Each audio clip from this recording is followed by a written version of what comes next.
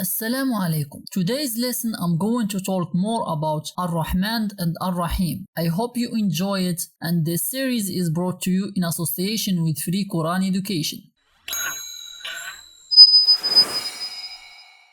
I already gave a full explanation to these two adjectives, Ar-Rahman and Ar-Rahim, in the lesson of what Bismillah really means. In this lesson, I'm going to explain why we do add some letters to the roots and what is their significance. Let's start ala barakatillahi ta'ala.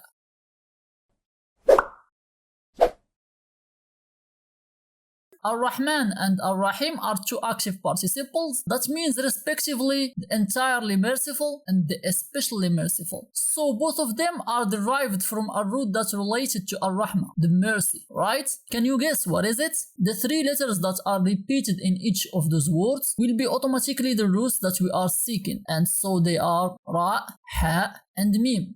Of course, a verb from this root is rahima, to be merciful toward. Also, one of the wonders of the Arabic language is that the noun rahim has two meanings. The first is womb, and it is named with this name that has relation with ar-rahma, the mercy, because the fetus inside the womb is preserved from everything, and even eats, drinks, and breathes inside it with all safety. The second meaning is kinship. I mean relations with everyone belongs to the big family. Parents, siblings, uncles, aunties, cousins, and so on. And this kind of relations in Islam have a major importance. It means you have always to have mercy towards your big family by visiting them, support them, and ask about them. And we call this fact in Arabic by Silatul Rahim, kinship ties.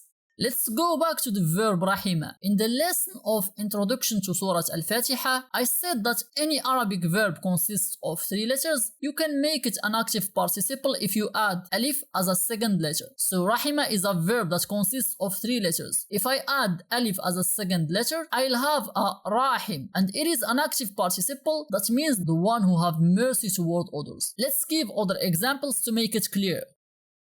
If you notice, all those verbs consist of three letters, and their second letters have a kasra under them in their infinitive form. So the active participle ghadib means the one who is angry. But what if this person is not only angry at something, but angry about everything? In this case, we say instead of ghadib that he is ghadban. The active participle atish means the one who is thirsty. But what if this person was walking in the desert for days without water, so all his body was thirsty? Then we say instead of atish that he is atshan. The active participle ta'ib means the one who is tired. But what if this person was working extra hours without stopping, so every part of him was tired? We say instead of ta'ib that he is ta'ban. The active participle farih means the one who is happy. But what if this person's birthday coincides with the day he graduated from college? So instead of saying he is farih, we say he is farhan.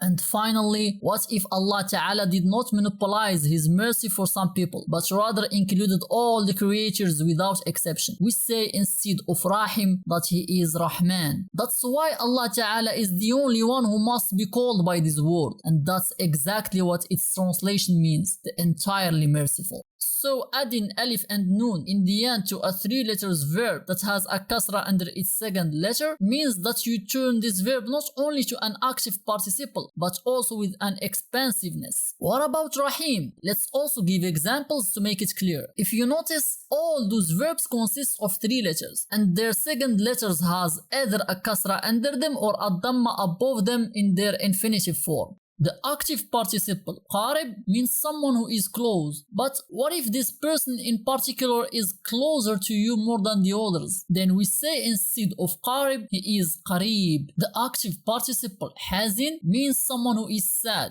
But what if this person is sadder about a specific thing? We say that he is hazin instead of hazin. The active participle sa'id means someone who is happy. But what if this person is happier about a specific thing? We say instead of sa'id that he is sa'id. The active participle jamil means someone who is beautiful. But what if in example his beard in particular makes him more beautiful? So instead of jamil we say he is jamil. And finally, Allah Ta'ala is generally merciful. But what if He is more merciful with His faithful servants? So we say instead of Rahim that He is Rahim. And that's exactly what its translation means, especially merciful. Our lesson will end here. I hope that you enjoyed this series. And if you have any question, don't hesitate to write it down in the comments or send it to me on my Facebook or Instagram. See you next time.